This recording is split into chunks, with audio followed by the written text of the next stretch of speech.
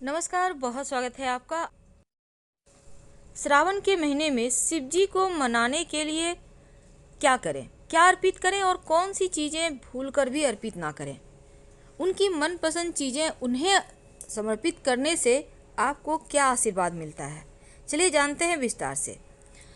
तो भगवान शिव को सबसे प्रिय महीना सावन ही है और इस महीने में अगर आप शिव जी की विधि विधान से पूजा करें तो आपकी सारी मनोकामना पूर्ण हो जाती है। ऐसे में कुछ ऐसी वस्तुएं हैं जो शिव जी को भूलकर भी नहीं अर्पित करना चाहिए, लेकिन कुछ ऐसी वस्तुएं हैं जिनको अर्पित करने से आपको शुभ फल प्राप्त होते हैं। तो आज विस्तार से हम जानेंगे बिल्वपत्र अर्पित करने से, दूध, दही, घी, शहद अर्पित करने से क्या फल मिलता है। वैसे तो पंचामृत सभी देवी देवताओं का प्रिय भोग है और इसे अर्पित करने से देवी देवता प्रसन्न होकर आशीर्वाद देते हैं, लेकिन जब हम शिवलिंग पर पंचामृत अर्पित करते हैं तब इसका क्या फल मिलता है। देखिए, पंचामृत 5 शुभ संकेत देते हैं। पंचामृत का अर्थ है 5 अमृत: दूध, दही, घी, शहद और शक्कर। दूध पंचामृत का प्रथम भाग है। यह शुभ्रता का प्रतीक है, यानी हमारा जीवन दूध की तरह निष्कलंक हो जाए। दही दूसरों को अपने जैसा बनाता है। दही चढ़ाने से लक्ष्मी प्रसन्न होती है। घी सभी से स्नेह युक्त संबंध बनाता है और संतान प्राप्ति के लिए भी घी समर्पित किए जाते हैं। शहद शक्तिशाली भी बनाता है और तन मन शक्ति होने से सफलता भी मिलता है। दुश्मन शांत रहते हैं। शक्कर, इसका गुण है मिठास यानी प्रेम। मीठा बोलना, मीठा व्यवहार करना यानी प्रेम बढ़ाता है। तो पंचामृत अर्पित करके जब आप प्रसाद के रूप में इसको ग्रहण करते हैं तो रोग मुक्त और आपका शरीर पुष्ट होता है। साथ ही भगवान को स्नान कराते हैं तो आपके जीवन की सभी मुश्किलें समाप्त होती है। लेकिन आपकी जानकारी के लिए आज हम पहले ये भी जान लेते हैं कि वो कौन सी 5 वस्तुएं हैं जो भूलकर भी शिव जी को अर्पित नहीं करनी चाहिए। तो पहली वस्तु है हल्दी। कई बार पूजा पाठ में आप हल्दी का इस्तेमाल करते होंगे। देखिए, आप हल्दी का इस्तेमाल तो कर सकते हैं, लेकिन शिवलिंग के ऊपर हल्दी नहीं चढ़ाई जाती। अगर आप शास्त्र की माने तो शिव जी पौरुष का प्रतीक है और हल्दी को सौंदर्य का प्रसाधन माना जाता है। हल्दी का संबंध श्री हरि और सौभाग्य से है, इसलिए शिव जी को नहीं चढ़ता। लेकिन अगर आप नीचे जो माँ पार्वती का हस्त कमल है, जिसको हम जहाँ पे का एरिया को कहते हैं जलहरी, यहाँ पर आप अर्पित कर दें तो उत्तम है। पर भगवान शंकर को हल्दी अर्पित करेंगे तो आपका चंद्रमा कमजोर हो जाएगा। दूसरी वस्तु है कुमकुम या सिंदूर, जिसको हम कहते हैं। तो सिंदूर भगवान शिव को अर्पित नहीं करना चाहिए। शिव पुराण में ऐसा करने की मनाही है, क्योंकि शिव पुराण में महादेव को विनाशक बताया गया है और इस वजह से सिंदूर या कुमकुम से भगवान की पूजा, शिव की पूजा नहीं की जाती। तीसरी वस्तु है तुलसी का पत्ता। तुलसी के पत्ते के बिना तो हनुमान जी, श्री हरि विष्णु, कृष्ण भगवान यानी विष्णु जी के स्वरूपों को भोग लगाया जाता है, उनके बिना उनकी पूजा अधूरी है। लेकिन भगवान शिव की पूजा में तुलसी का पत्ता वर्जित है। पौराणिक कथा के अनुसार भगवान शिव ने तुलसी के पति असुर जालंधर का वध किया था, जिससे क्रोधित होकर तुलसी ने भगवान शिव को अपने दैवीय गुणों वाले पत्तों से वंचित कर दिया था, इसलिए उन्हें अर्पित नहीं किया जाता। चौथी वस्तु है केतकी का पुष्प और लाल रंग का पुष्प। शिव जी को लाल रंग का पुष्प अर्पित नहीं किया जाता, लेकिन आप विशेष परिस्थिति में शिव जी को अगर लाल गुड़हल का पुष्प अर्पित करें तो शत्रु विरोधी शांत रहते हैं, वो चाहकर भी आपका कुछ बिगाड़ नहीं सकते। तो महादेव की पूजा में लाल पुष्प आप नहीं अर्पित करेंगे बाकी के, लेकिन केतकी का पुष्प, चूँकि केतकी ने झूठी गवाही दी थी, इसलिए शिव जी को केतकी का पुष्प अर्पित नहीं किया जाता। और अंतिम है नारियल का पानी और शंख। चूँकि नारियल को माँ लक्ष्मी का स्वरूप माना जाता है, इसलिए शिव जी का अभिषेक नारियल से बिल्कुल नहीं करना चाहिए। शिवलिंग पर चढ़ाई जाने वाली चीज़ों को ग्रहण भी नहीं किया जाता, लेकिन आप स्वयंभू शिवलिंग और जो पारद शिवलिंग है, इन पर अर्पित किया हुआ आप हर वस्तु को ग्रहण कर सकते हैं। ये अपने आप में बहुत ज़्यादा महत्व रखता है।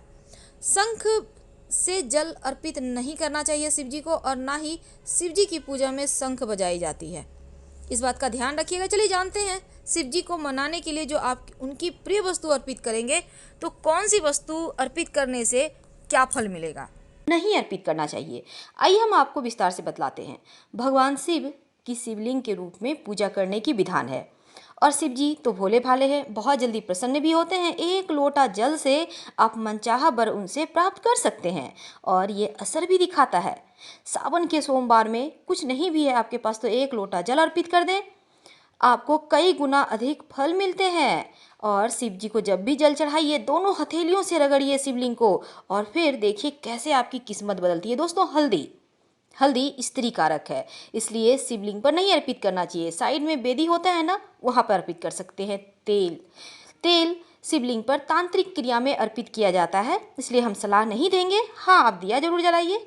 चावल अक्षत शिवलिंग पे जरूर अर्पित करें और ध्यान रखिएगा टूटा हुआ चावल ना हो, मनोकामनाएं पूर्ण होती है। और चावल पके हुए यानी भात से अभिषेक करने से मांगलिक दोष से मुक्ति मिलती है और ये जीवन में तमाम परेशानियों को अंत करता है। पान अर्पित करने का मतलब है आपने सब कुछ अर्पित कर दिया।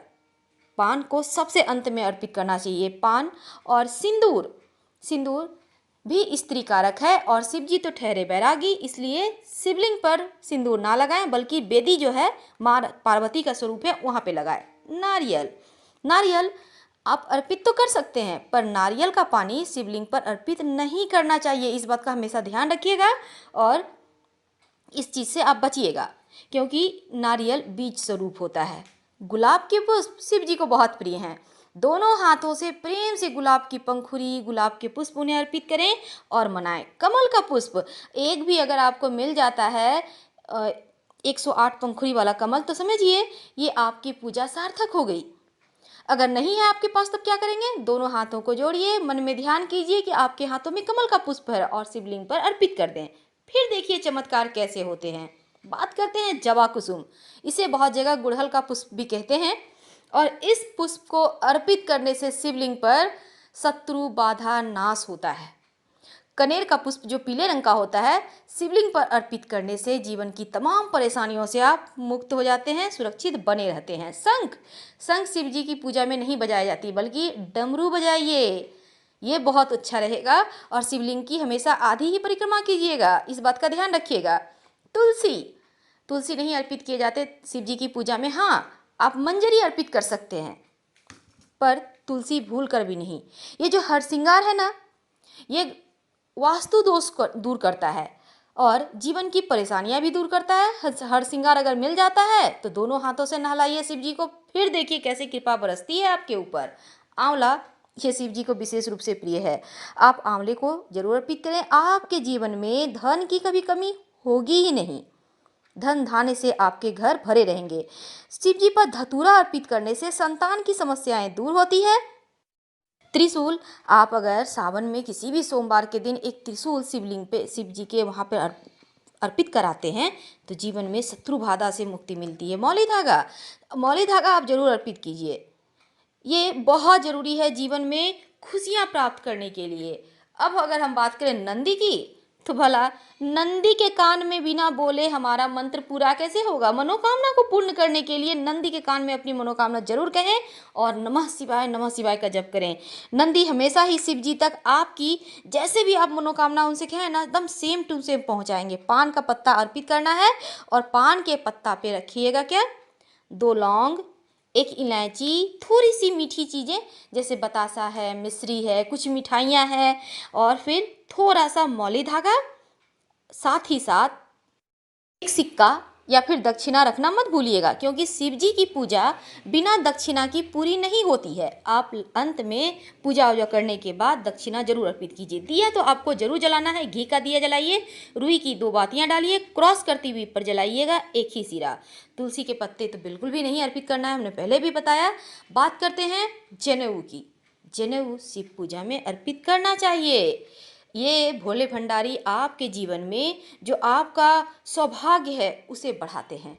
फल के रूप में आप केला अर्पित करें, 2 केला जोड़ा में जब भी अर्पित करें, जोड़ा में 1, 5, 11 बिल्कुल भी नहीं, 2, 4, 6, 8 ऐसे करके अर्पित करें और सेब में जितने मौसमी फल होते हैं, ऑरेंज है, एप्पल है, तमाम तरह के भी फल हैं बाजार में, सिर्फ नारियल का पानी अर्पित नहीं करना है, बाकी चीज़ें अर्पित कर सकते हैं।